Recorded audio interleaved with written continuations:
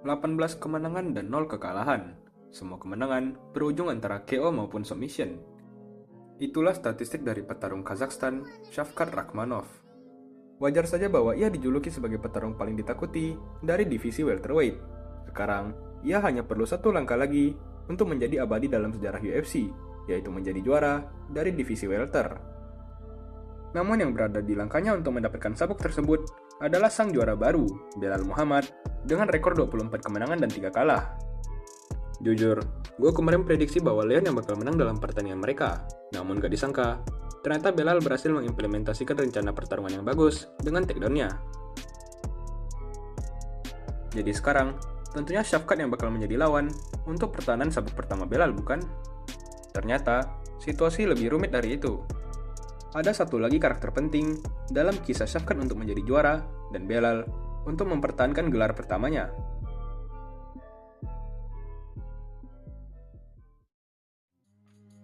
Tidak lain dan tidak bukan adalah mantan juara divisi welterweight, sang petarung dari Nigeria, Kamaru Usman. Kamaru Usman nampaknya tidak perlu perkenalan lagi untuk para fans berat UFC. Ia sempat mempertahankan sabuk juaranya selama 5 kali total, sebelum akhirnya tumbang berkat di KO oleh Leon Edwards.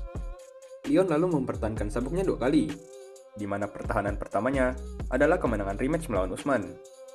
Seperti yang kita tahu, dalam pertahanan gelar ketiganya, ia terpaksa dibuat tak berdaya dan terpaksa menyerahkan status juara kepada Belal Muhammad pada bulan Juli kemarin dalam ajang UFC 304. Sedangkan untuk Usman, setelah kalah melawan Leon 2 kali berturut-turut, ia malah nekat untuk menerima tawaran untuk melawan Khamzat 2 minggu sebelum pertarungan akibat lawan Khamzat yang cedera. Sayangnya, meski berperforma bagus, Usman terpaksa kalah. Sekarang, Usman memiliki 3 kekalahan berturut-turut dalam rekornya. Tentu, hal yang sepatutnya dilakukan berikutnya adalah mencoba menantang petarung top 5 lain untuk kembali mencoba menaiki tangga menuju sabuk, sementara Shavkat dan Belal bertarung. Namun nampaknya Usman memiliki rencana lain. Jadi setelah Belal memenangkan sabuknya, dia mengeluarkan postingan yang mengejek semua orang yang meragukannya, dan dari nama-nama yang disebutkan, Usman termasuk salah satunya. Hal itu dikarenakan Usman sempat memprediksi bahwa Leon yang akan menang melawan Belal kemarin. Postingan tersebut pun memicu tukar balik kata antara Belal dan Usman. Usman mengatakan bahwa tidak ada orang yang mau menonton Belal bertanding karena gaya bertarungnya yang membosankan. Sedangkan Belal membalas dengan mengatakan bahwa Usman suka hidup di masa lalu. Ia juga mengejek cedera lutut Usman dengan mengatakan bahwa Usman sudah hampir tidak bisa berjalan.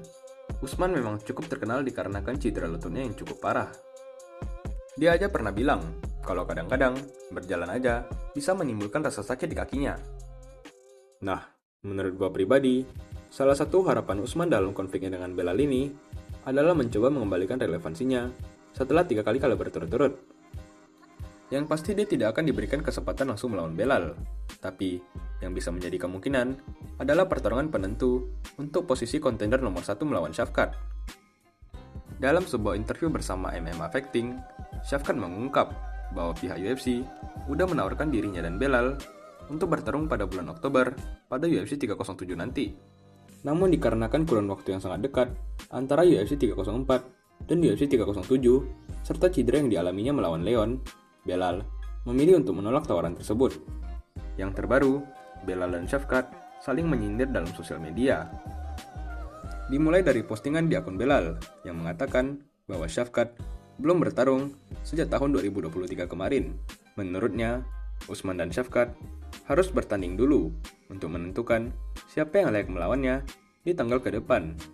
Membalas sindiran tersebut, Shavkat memukul balik dengan mengingatkan Belal bahwa dirinya juga sempat tidak bertarung selama 14 bulan sebelum menantang untuk sabuk juara. Jadi sekarang kembali ke pendapat dan spekulasi gua. Jadi ada 2 kemungkinan senario. Yang pertama, ada rumor yang bilang bahwa Belal sudah bisa kembali dalam ajang UFC 310. Kalau benar, maka kemungkinan lawannya bakal jadi Shavkat Rakhmonov. Tapi, posisi untuk UFC 310 juga dirumorkan dapat diberikan kepada Conor McGregor versus Michael Chandler yang kemarin laganya batal.